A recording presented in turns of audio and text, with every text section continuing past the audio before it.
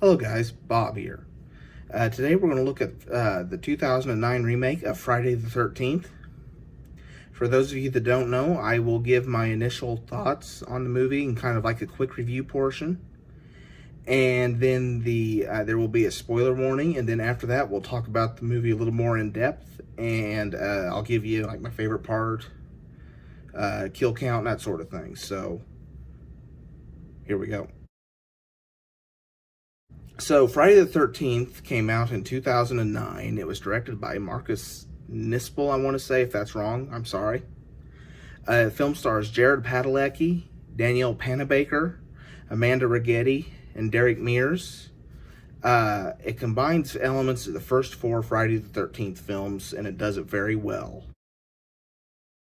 The acting in this film is decent, whether you're talking about the potential lineup of victims or Jason himself, who's played by Derek Mears this time, and he does a darn good job. The film is well shot. It's very well made. The cinematography is excellent. It's a very well made movie. It's definitely the best made movie, at least out of the last half of the series, and possibly out of the whole franchise. It feels like one of the early films in the franchise. When I say that, parts 1 through 5 have kind of a different feel than the later ones, where you get more of a zombie Jason going. But parts 1 through 5 definitely have their own feel to them, and this feels like it could fit in very easily with that. Of course, like I say, there's elements of the first 4 recycled into this, so that only makes sense. But I want to give you my final rating on this film. It might be seen as kind of controversial because this film receives a lot of hate. But I really liked it. I really enjoyed it. I'm going to give it an 8 out of 10. And to me, it just felt a lot like the early Friday the 13th movies, and I love that about this film. So, if you've seen the movie or if you want to venture over into the spoiler section, stay tuned. We'll be glad to have you. If not, thanks for watching.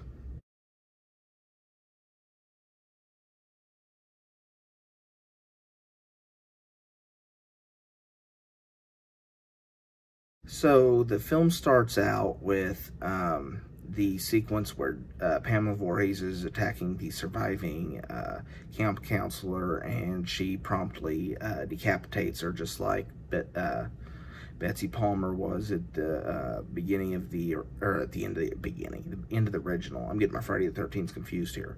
But one thing's for sure: the new Friday the 13th, Mrs. Voorhees is killed at the beginning, and the old one, she's killed at the end. Then, of course, you have young Jason watching, and he is scarred for life after that. Flash forward, there's a group of teens going up into the woods, and they are ceremoniously killed. And then a little while later, there's some more teens going up to a cabin, and Jared Padalecki, who plays Sam Winchester in a Supernatural TV series, which is one of my favorites, by the way, is looking for his sister, who was one of the teens that went up there at the beginning of or in the previous segment. One of the girls that's with the group, Jenna, goes off and helps. I keep wanting to say Sam, but it's Jared Padalecki's character search for his sister, and they're going around, and in the meantime, the others are getting offed one by one.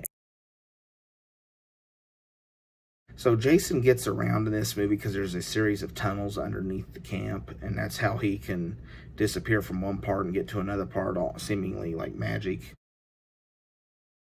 There's a big chase at the end. Goes through a bus, it goes through all this stuff, and then ultimately there's a chain gets wrapped around Jason's neck, and the other end of it gets thrown into a wood chipper, and it starts sucking him in. Then afterwards, the girl who is Jared Padalecki's sister, and you find out later that Jason actually kidnapped her because she reminded him of his mom. Her and Sam Winchester pushed Jason over to the edge, and they're sitting there for a moment, and then the movie ends with a jump scare where Jason jumps up and grabs Whitney, which is the sister.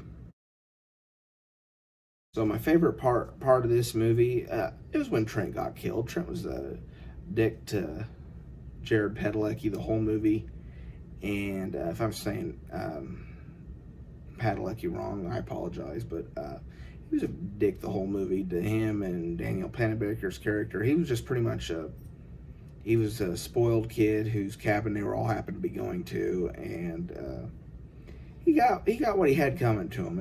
It was a good moment in the film. Least favorite part, I do wish they hadn't killed Jenna off. She was a likable character. She was, I mean, I hate to say it because she doesn't really have a lot of screen time, but she seemed like she was more likable than the Whitney character, which is the sister. But I get it. You had to up the stakes somehow, make it and show that anybody in the film could die. So I mean, it made sense. It just didn't. You hate to see a character you like die, but for the horror death count, there are 14 deaths in this movie, 13 of which happen on screen. Although that does come with the asterisk of not knowing for sure how many people died before the movie starts, before the intro, because you don't know how many Mrs. Voorhees killed in this particular version of the timeline. Brings our running total up. There is 169 deaths in this franchise. It can be attributed to Jason Voorhees, and the other one in this film goes to the camp counselor, who is unidentified. All we know is she chops off Mrs. Voorhees' head during the opening credits. The music in this movie is very atmospheric. It does a wonderful job of building tension, and if I were to pick one moment out of this, it would be my favorite. It would be the build up until the moment when Whitney wraps the chain around Jason's neck and they throw the other end into the wood chipper and it sucks him in. There's a nice build up, and then she stabs him in the chest while it sucks him in. The whole thing was musically done very well.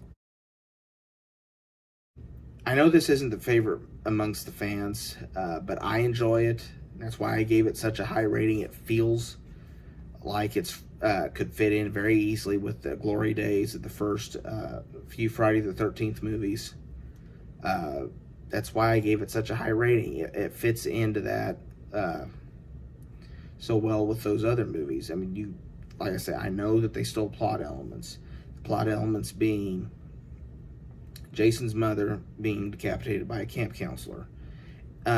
Jason, during that segment where the first teens go up there, he has a sack over his head with one eye cut out of it. And he steals the hockey mask from a prankster, just like he does in part 3. And, of course, the Sam Winchester, Jared Padalecki, I don't know if I'm saying the name right, he is looking for his sister, just like Rob is looking for Sandra, or investigating what happened to his sister Sandra in the original part 4. And that, to me, was a good way how it tied elements of all the glory. The first 4 Friday the 13th movies, in my opinion, are a step above the rest of them.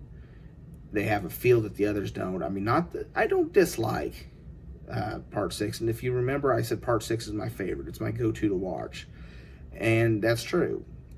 But if you're looking to as a grouping, I would the earlier movies are better than later movies, and of course that's true of any franchise, whether you're talking horror or action or Police Academy or any franchise. To me, this film feels like it fits in extremely well. It's pre-zombie Jason, it's pre-all that, and it goes back to essentially the basics of what made those early films great. That's all I've got for this video. Thank you so much for watching. If you enjoyed the content of this video, please give it a like. Please consider subscribing to this channel. I try to have new content up daily, Doesn't always work that way, but that's my goal. Follow me on Facebook or Twitter. Just search for Bob the Film Guy. For now, this is Bob, signing off.